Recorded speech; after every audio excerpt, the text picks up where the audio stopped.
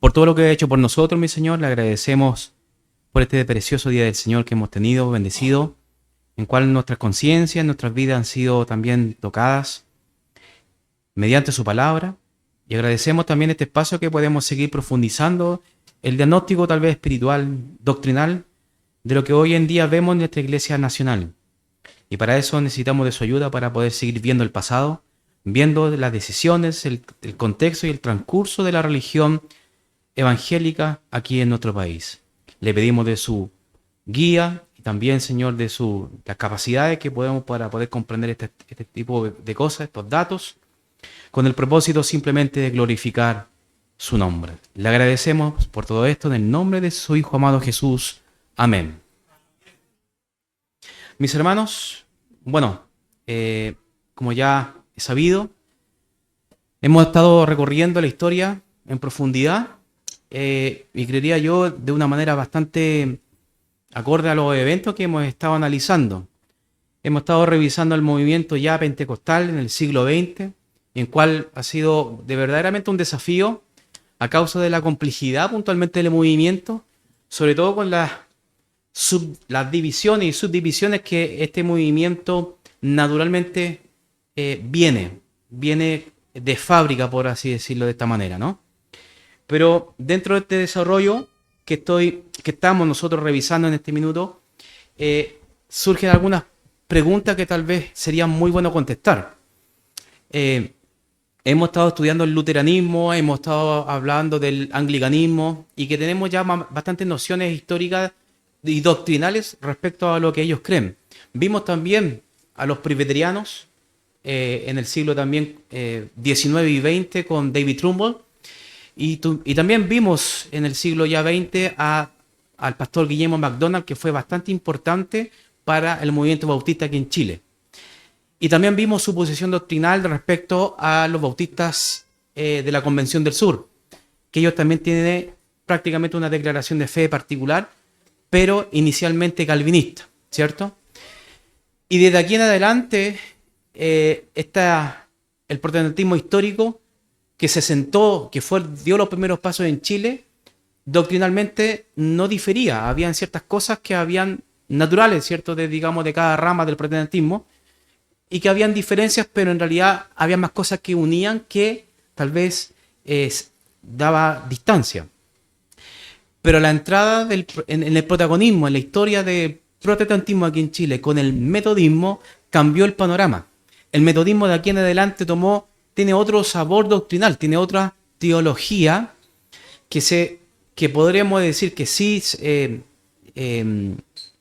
viene o no se aleja de la ortodoxia, pero hay bastantes diferencias con lo que anteriormente llegaron, ¿cierto? Como en este caso los calvinistas, como David Trumbull. Y desde aquí, ahora tenemos otra ramita más dentro de este árbol, ¿cierto? Nacional, protestante, evangélico, que se desprende y que es puntualmente el movimiento pentecostal. Y ese movimiento, hermanos, es lo que hoy en día vamos a tener que enfatizarnos, pero de una perspectiva un poco más doctrinal, para encontrar esa perilla doctrinal y empezar como a entender ciertas cosas de, tal vez, malos entendidos actuales, o también cuál era el pensamiento de los primeros personajes protagonistas del movimiento pentecostal, que tal vez difiere con lo que hoy en día entendemos como pentecostalismo. ¿Se dan cuenta? Entonces, para contestar a esta pregunta debemos siempre fijar nuestra mirada, hermanos, en el pasado y ver el contexto de cómo se dieron las cosas. Cada país, mis hermanos, y de hecho estuve conversando con mis hermanos venezolanos aquí en nuestra iglesia, que el pentecostalismo es muy diferente en el contexto de cada lugar en el mundo. Es diferente, no podemos decir que es unánime. Sí hay factores que podríamos decir que predominan, ¿cierto? Como factores comunes, pero cada país es distinto. Cada país tiene su origen distinto porque se manejó en un contexto diferente y determinado. Ahora, para sumergirnos en este tema es necesario declarar lo siguiente. El pentecostalismo chileno está relacionado en su historia, sí o sí, con el metodismo. El pentecostalismo chileno está pegado, quieran o no, lo reconozcan, hoy en día tal vez, ¿cierto? O no lo reconozcan, pero de un punto de vista histórico está relacionado muy intrínsecamente con el metodismo. El trabajo previo del metodismo, mis hermanos, y su difusión en español al pueblo chileno permitió que Willis Hoover, que es el protagonista de que ya hemos estado hablando de él, permitió que este hombre y el movimiento pentecostal fuera difundido en el castellano. Algo que en la época estaba recién implementándose. Recordemos, mi hermano, los alemanes, los ingleses en Valparaíso, ¿cierto? Que a finales del siglo XX, del siglo XIX, todavía estaban predicando en inglés, ¿sí? Y los presbiterianos se tiraron a la piscina, por así decirlo, con predicación en español, con su primer pastor, que fue un chileno. El primer pastor chileno aquí en Chile fue un presbiteriano que fue nombrado por David Trumbull, ¿cierto? No me recuerdo el nombre, hermano, porque hay tantos nombres que se me van. Pero un pastor, el primer pastor fue presbiteriano. Y en ese tiempo recién se estaba implementando los cultos formales en español. Recién, hermanos. ¿Sí? Formalmente. Y ahí es cuando ya entra de lleno Canon de Bond, Guillermo MacDonald y Willis Hoover, ya puntualmente hablando español. De hecho, Hoover hablaba muy bien el español. Tenía una habilidad puntualmente para poder aprender los idiomas locales y puntualmente el español fue uno de ellos. El trabajo del metodismo, previo al pentecostalismo, generó el surgimiento de muchas nuevas congregaciones. Podríamos decir que antes del avivamiento pentecostal la tendencia estaba en crecimiento. Eso lo vimos en un gráfico que le mostré, ¿cierto? En esta tendencia de expansión del metodismo. El metodismo estaba siendo explotado, por así decirlo, en las calles. Era el que más tenía gente, ¿sí? Por el trabajo puntualmente que tenía en terreno. Prácticamente Chile era el nuevo Ohio para el metodismo. Ohio, esto en Estados Unidos, porque el metodismo se arraigó completamente en cada rincón de los Estados Unidos, en el estado de Ohio. Fue un trabajo a caballo, ¿cierto? Puntualmente como ellos siempre trabajaron, ¿cierto?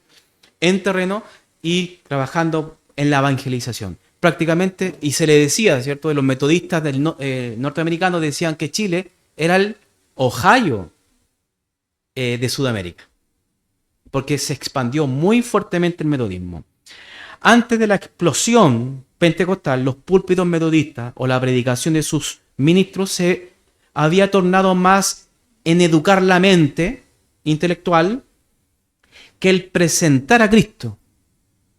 Esos efectos fueron muy claros de la tendencia norteamericana de la infiltración de la teología liberal, que estaba en su apogeo tanto en el siglo XIX como también pasó al otro lado en el 20.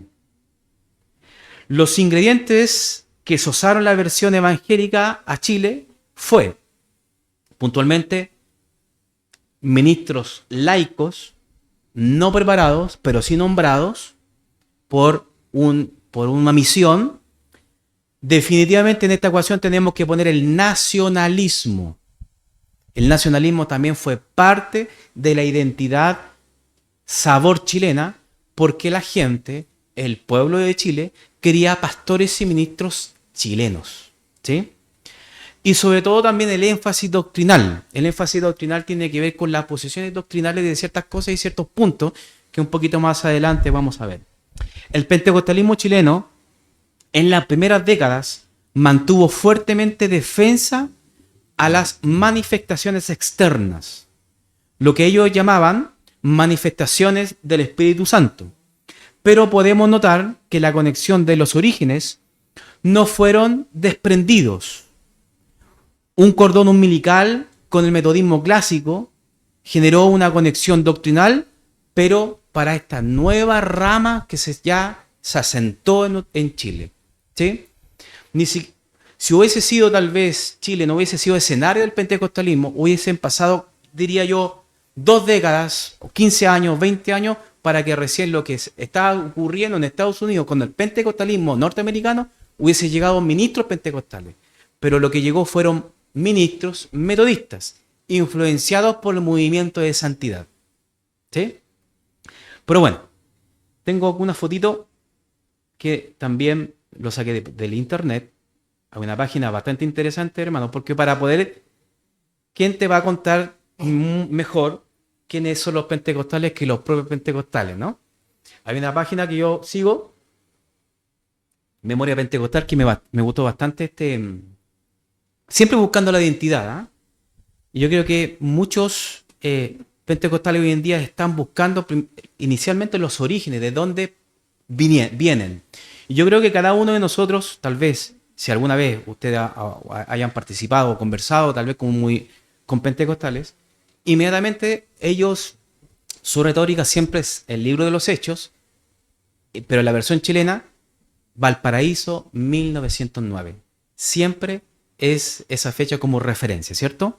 Bueno, una muestra de ello, de esta identidad, fue la revista en la década del 20, o sea, estamos hablando de 1920, que se llamó, mis hermanos, Chile Pentecostal. Es una revista muy común en la época. Recuerden que no había tecnología, sino que el diario o el papel era principalmente el escenario de las ideas, difusiones y pensamientos, tanto políticos, sociales y culturales de la época.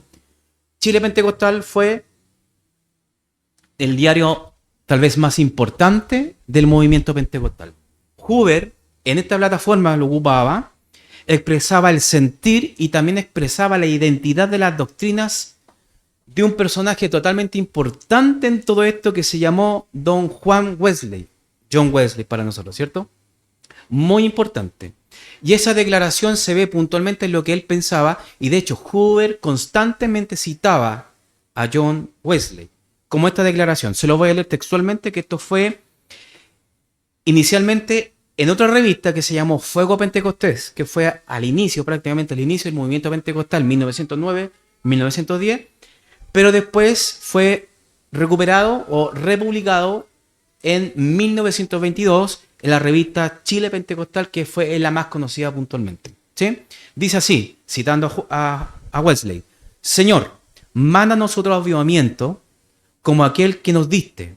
Eso está hablando en primera persona Wesley. Si fuera posible, sin los errores y las extravagancias que acompañaron, pero en todo caso, mándanos el avivamiento. Y aquí ya responde puntualmente Hoover.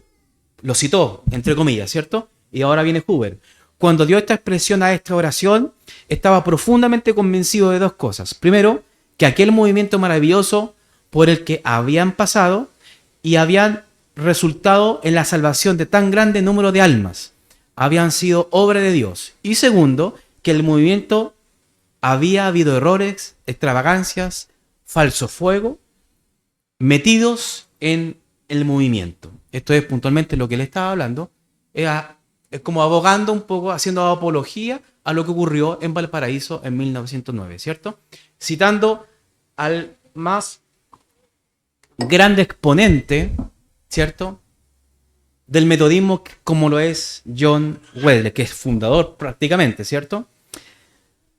Bueno, luego de la división y el avance del pentecostalismo, vemos que tomó distintas formas de expresión el pentecostalismo y sobre todo posiciones doctrinales. Pero siempre hay una... Hermano, es como esto. Puede haber un durazno plátano, un durazno pelado, o no sé cómo se llama ese. Pero siempre va a haber una versión que más nos guste a nosotros, ¿cierto? O la sandía chilena, ¿cierto? Con sus derivados, pero siempre la sandía es la original, la que nos gusta a nosotros, ¿no? Efectivamente, la sandía puntualmente del pentecostalismo es la versión vinculada o relacionada directamente con las doctrinas wesleyanas. Quieran o no quieran, queramos o no queramos, es una relación directa que tiene. Entonces podemos nosotros hacernos, mis hermanos, otra pregunta respecto a este tema. ¿Qué creen entonces los pentecostales? Entonces aquí vamos a desprender lo que lo que tal vez es muy necesario, porque debemos entender de que hubo mutaciones en el tiempo, pero la versión original del pentecostalismo chileno es la que vamos a ver a continuación. Primeramente, el pentecostal chileno nacional es trinitario. Trinitario. Por su conexión con el metodismo, el pentecostalismo abraza o tendría que abrazar la historicidad de la iglesia. El metodismo abraza ciertos principios de los 39 artículos de la fe anglicana, ¿cierto? Y la fe anglicana es una de las ramas más históricas dentro del movimiento inglés y que afirma el credo apostólico, el credo niceno y prácticamente la ortodoxia cristiana, ¿sí? Tienen que apegarse a la ortodoxia cristiana, como es la Trinidad y la salvación por la fe. El movimiento pentecostal defendió este principio, por lo tanto, cualquier otro pensamiento o tradición sectaria no podría considerarse cristiana y tampoco podría considerarse netamente pentecostal en la versión chilena. ¿Sí? El modalismo, de hecho el pastor habló hoy día de eso, el modalismo, el unicitarismo, o lo que nosotros conocemos como lo solo Jesús, no es una expresión bíblica que pueda ser considerada parte de la variedad doctrinal del pensamiento pentecostal chileno. No encaja doctrinalmente con la historicidad de la iglesia pentecostal. Si bien el unicitarismo estuvo presente desde las primeras iglesias de la calle Azusa, y no sé si recuerdan ese punto, mi hermano, de que la calle Azusa hubo un nacimiento, un brote de muchas iglesias, ¿sí? Y donde todas tenían este tipo de relevancia en las manifestaciones externas. Pero diría yo que el 50% de las iglesias, que eran muchas en Estados Unidos, que se afilió a esta unión de iglesias pentecostales, el 50% era unicitaria.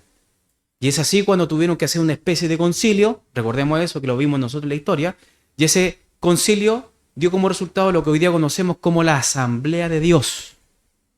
Que la Asamblea de Dios se desprendió o se alejó, hizo una separación, ¿cierto? Con esta iglesia que abogaban y también tenían manifestaciones, ¿sí? Eran exactamente igual, pero a la hora de dirigir la atención doctrinal de la ortodoxia nos damos cuenta de que son dos cosas totalmente diferentes. Entonces los trinitarios tomaron el sabor, ¿cierto?, del pentecostalismo trinitario de la Asamblea de Dios. De hecho, hermano, la Asamblea de Dios tiene una confesión de fe. ¿Sí? Bueno, el pentecostalismo trinitario toma una reacción natural de distancia a esta posición y actualmente en Chile hay 55 iglesias a lo largo, ¿cierto?, en otro país que se consideran pentecostales unicitarias. 55 congregaciones es bastante, mis hermanos. Son muchas congregaciones. Ahora, estoy seguro si hacemos un censo y le preguntamos a esta iglesia, ¿ustedes son pentecostales? ¿Qué van a decir? Van a decir que sí. De hecho, estábamos conversando con mi hermano Joan respecto a una situación que él estuvo, ¿cierto?, con un compañero de trabajo que ellos decían, sí, no somos trinitarios, somos unicitarios, pero tenemos la misma fe. Y tenemos, y puntualmente somos pentecostales, entonces tenemos esa comunión. Y ahí hay un problema. Ahí hay un grave problema, ¿no? Ese es puntualmente respecto a la posición doctrinal sobre algo tan importante, que incluso no debería ser tema, pero es un tema, ¿cierto?, que es la Trinidad. Otra cosa, el pentecostalismo clásico, en este sabor, es protestante. ¿Sí? No se identifica mucho con ese nombre, pero sí confirma la conexión que tiene directa con Martín Lutero. ¿Sí? De todos los relatos que he escuchado sobre cómo se observa el pentecostal en la Reforma Protestante, no lo ve con malos ojos, pero no lo profundiza. Huber profundizó bastante en la Reforma Protestante. Hablaba bastante de Martín Lutero. Así como también hablaba de John Wesley, por ser metodista, ¿cierto? Pero hablaba bastante y sobre todo con la figura anticatólica que tenía en este tiempo el protestante, ¿cierto? En este tiempo. A Martín Lutero lo ven como una acción loable, ya que fue en contra del Papa y de Roma. Entonces eso, obviamente, esta versión protestante pentecostal clásica lo ve con buenos ojos. Para Huber fue una conexión directa y necesaria que forma parte de la propia identidad, como el metodismo también lo fue con el pentecostalismo. Entonces nos damos cuenta de que a pesar de que no se consideran protestantes como tal, sino que ellos se autodominan como evangélicos, ¿sí? Y no está nada de mal, ¿cierto? Porque es una iglesia prácticamente nueva, que tiene influencias históricas, pero nueva en el siglo XX. Pero por lo tanto, ellos no ven con malos ojos a lo que es no ven con malos ojos la obra de Lutero. Bueno, tenemos que hablar también de algo bien profundo, que es la soteriología, ¿cierto?, pentecostal. Sobre todo la posición histórica de los primeros pentecostales acá en Chile, ¿cierto? Desde Huber en adelante, ¿cierto?, en este tramo del tiempo. Primero decir, hermanos, que la soteriología es de tinte arminiana wesleyana, ¿sí? Y quiero mostrarles tal vez un fragmento. Ay, Rena, nuevamente, perdón. Por favor, ¿me trae ese himnario que está ahí? Disculpe, mi hermano, que siempre se me olvida traer las cosas acá adelante. Pero sí, quiero mostrarle tal vez el himnario, perdón, hay un himnario chiquitito, cortito. Sí. En la mochila, por favor, hermano. Y quisiera... Ahí está, ¿no? Sí. Y quisiera leerle de primera fuente. Porque es bastante interesante esta posición, ¿no? Y ahí vamos a leerlo. 2 puntos, gracias, hermano. Este es de himnario de la IEP, ¿cierto? La IEP es la que me convidó mis hermanos. Y dentro de ello, que lo he estudiado bastante, están los 25 artículos de fe de la fe wesleyana. Y dentro de ello, hay uno que habla respecto a, que es el séptimo y octavo artículo. El séptimo habla del pecado original o del nacimiento. Leámoslo. Se lo voy a leer textual, ¿cierto? En voz alta para que pueda leerlo. Podamos leerlo. El pecado original, ojo, no consiste, como falsamente aseveran los pelagianos, en la imitación de Adán, sino que es la corrupción de la naturaleza de todo hombre engendrado en el orden natural de la estirpe de Adán, por la cual el hombre está muy apartado de la justicia original y por su misma naturaleza se inclina al mal. Y esto continuamente del pecado original. Vamos a leer ahora el siguiente, del libre albedrío, ¿cierto? Así se llama el siguiente punto, el octavo. Dice, las condiciones del hombre después de la caída de Adán es tal que no puede volverse y regenerarse a sí mismo por su fuerza natural y propias obras para ejercer la fe e invocar a Dios. Por tanto, no tenemos fuerzas para buenas obras, agradables y acertas a Dios, sin que la gracia de Dios, por medio de Cristo, aquí viene el arminianismo, nos prevenga para que tengamos buena voluntad y coopere con nosotros cuando tuviéramos tal voluntad. Amén. No, pues, hermano, no me diga amén. Bueno, la situación es que efectivamente son las bases puntualmente del arminianismo, pero de un sabor wesleyano. Y aquí también les voy a compartir un fragmento para que usted lo pueda ver, porque esto no es lo estoy inventando yo, es algo puntualmente formal que viene del pentecostalismo clásico, ¿cierto? Y ese extracto es de este libro que se llama Declaración de Sentimientos y Disputas Públicas de Jacobo Arminio.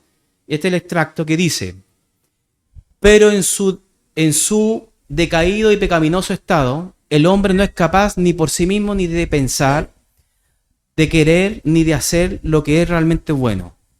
Pero es necesario que se regenere y se renueve su intelecto, afecto y voluntad a sus facultades por Dios en Cristo por medio del Espíritu Santo, para que pueda estar debidamente calificado para comprender, estimar, considerar, querer y realizar lo que sea verdaderamente bueno.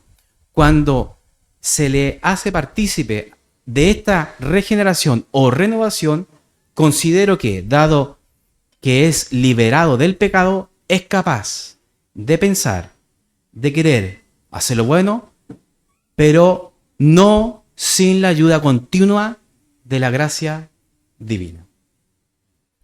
¿Sí? Entonces, el concepto, hermano, lo que acabamos de leer, ¿no? El concepto de pecado original tiene totalmente distancia con el pelagianismo histórico y con el semipelagianismo. Son cosas totalmente diferentes. Lo que acá acabamos de leer no es pelagianismo, ¿sí? Es arminianismo, ¿sí? Bueno, el llamado al arrepentimiento, ¿cierto? Por medio de la predicación del Evangelio es muy importante para el movimiento a causa puntualmente de la caída original. Puntualmente de la caída original. Entonces aquí nos damos cuenta de que efectivamente el movimiento pentecostal es arminiano, pero wesleyano. ¿Qué quiere decir esto? Y esto tiene una diferencia, hermano, también bastante interesante. De que según el arminianismo clásico, dice que no se puede caer de la fe. El arminianismo clásico, según Arminio, o sea, estamos hablando de Jacobo Arminio, ¿cierto? Y los remonstrantes en general, no declaran de que hacer apóstata puede caer de la fe. De hecho, dice que no se cae de la fe. ¿Sí? Pero el arminianismo wesleyano, ellos afirman de que la apostasía sí te hace caer de la fe. Entonces, cuando hablamos de que se pierde o no se pierde puntualmente la salvación, viene puntualmente de la doctrina wesleyana arminiana. ¿Sí? Entonces aquí puntualmente estamos haciendo una especie de justicia intelectual, ¿no? Porque siempre hablábamos respecto a que el movimiento pentecostal es arminiano, pero un arminianismo wesleyano, que es totalmente diferente. Hay similitudes, ¿sí? Gran parte hay más similitudes que diferencias, pero esta diferencia creen que el arminianismo clásico no se pierde la salvación, ojo con eso, pero el movimiento wesleyano dice que sí, ¿correcto? Bueno, eso también, hermanos, habla de un sinergismo, ¿cierto? Que eso lo planteó el pastor hace bastante tiempo respecto a la acción de la salvación, ¿cierto? El sinergismo. Ahora, lo que hoy en día creo yo, ¿cierto? Que se cree o que se entiende como doctrina arminiana es bastante diferente a la clásica. Y eso se puede identificar puntualmente como un provisionismo en vez de un arminianismo. Y aquí puntualmente les voy a mostrar ciertas cosas. Respecto a la naturaleza humana, el provisionismo, y tal vez podemos conectar lo que hemos escuchado hoy en día en la actualidad respecto al pentecostalismo. Veámoslo. La naturaleza humana tras la caída, dice el provisionismo, rechaza la depravación total, entendida como una incapacidad parcial, una incapacidad moral. Y lo que nosotros hemos leído, que Arminio no hablaba de eso. no habla de ese tipo de cosas. Entonces, provisionismo dice de que el hombre sí puede elegir. Y Arminio decía de que necesitaba la acción, la gracia regeneradora de Dios para poder elegir después. ¿Te das cuenta? Pero en el estado de pecado no se puede elegir. Pero el provisionismo dice que sí, porque el pecado no es tan importante. ¿Sí? Bueno, sostiene que los seres humanos están caídos, afectados por el pecado, pero conservan la capacidad natural de responder a Dios. Es decir, es otro concepto de libre albedrío. ¿Se dan cuenta? Muy distinto al concepto de libre albedrío clásico wesleyano. Muy distinto. Bueno, la incapacidad de creer, según este movimiento provisionismo, no es ontológico, sino más racional. El pecado oscurece, pero no incapacita según ellos. ¿Se dan cuenta? Muy distinto a los pensamientos teológicos históricos. ¿Sí? El provisionismo toma ciertas cosas, pero llegas a otras conclusiones. ¿Qué otra cosa podemos ver del provisionismo? Niega la necesidad de una gracia previniente, habilitadora. ¿Se dan cuenta? La palabra de Dios, especialmente el Evangelio, es suficiente para permitir una respuesta, no un llamado.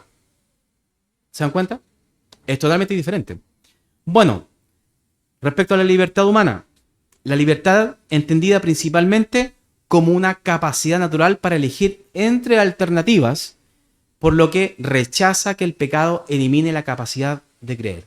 Y eso, tanto los calvinistas y los arminianos clásicos no lo creen así. ¿Se dan cuenta? Son conclusiones más de hoy, ¿sí? Más apegadas al provisionismo. La expiación, según el provisionismo, es provisional, de ahí viene el nombre, que murió por todos y hace lo posible para salvarlo a todos, pero solo se aplica mediante la fe individual. Rechaza la idea de cualquier eficacia intrínseca en la expansión previa de la fe. Y eso tampoco lo cree el arminianismo. ¿Se dan cuenta? Bueno, sobre la elección también, la elección es corporativa y es es algo más técnico, pero según el provisionismo es más corporativa. Dios elige a un grupo, la iglesia local, no individuo de antemano para la fe o salvación, o que lo prevé, ¿cierto?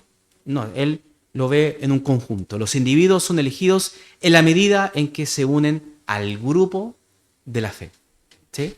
Entonces, inmediatamente aquí ponemos alerta y son dos cosas completamente distintas. O sea, el arminianismo clásico y wesleyano es muy distinto a lo que hoy en día posiblemente hemos escuchado, ¿cierto? De tal vez de iglesias pentecostales que afirman ciertas cosas que creen y no conectan con su historicidad, no conectan con su origen doctrinal, no lo conectan, ¿sí?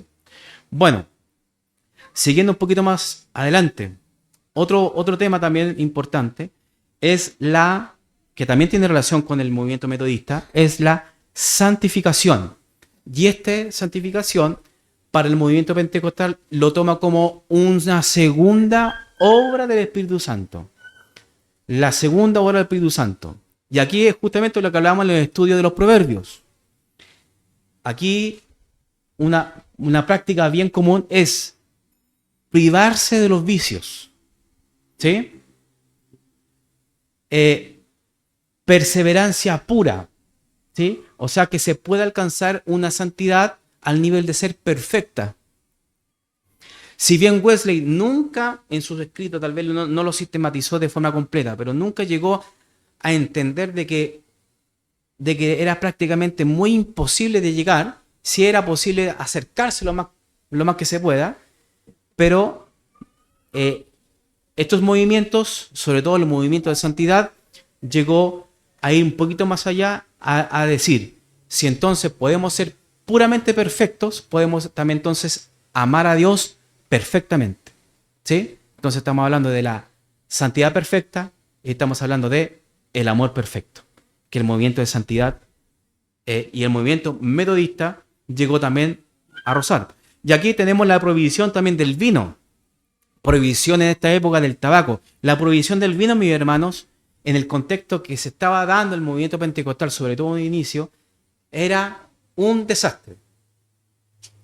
¿Por qué? Prácticamente, hermano, casi todo el país tenía problemas de alcoholismo. Chile era uno de los países más, con los índices de alcohol más altos que habían en la época. Prácticamente, hermano, yo creo que hagamos una, tal vez sobre todo lo que tenemos familiares más antiguos. En algún momento, usted, tal vez en su conexión cronológica, su árbol genealógico, más de un curadito familiar tuvo. Más de un abuelito curadito, curahuilla, se le podría decir, tuvo. Usted tuvo algún curadito. Todos tuvimos eso. ¿Por qué? Porque era muy común en la época. De hecho, hermanos, para que usted sepa, aquí estamos hablando del principio del siglo XX, ¿no? 1910, 1915, en este tiempo estamos, ¿cierto? Ya se celebra el 18 de septiembre, mi hermano. Era mal visto por los cristianos que los cristianos evangélicos, protestantes, fueran a las fondas, mi hermano. Porque era un festival, ¿cierto? Una pasarela, ¿cierto? De alcoholismo ahí. Donde más se concentraba eso era en el Parque O'Higgins, ¿cierto? El Parque O'Higgins era el epicentro de las fondas, ¿cierto? Las ramadas y los esquinazos, etcétera.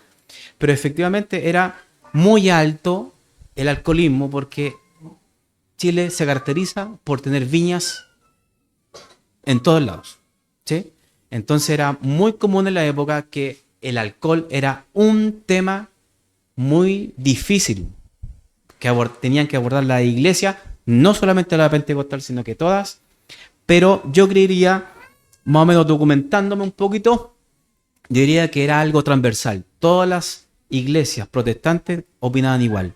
Prohibición en el alcoholismo, ¿sí? Prohibición respecto al punto. Al tabaco también. Aquí también era un vicio muy notable, muy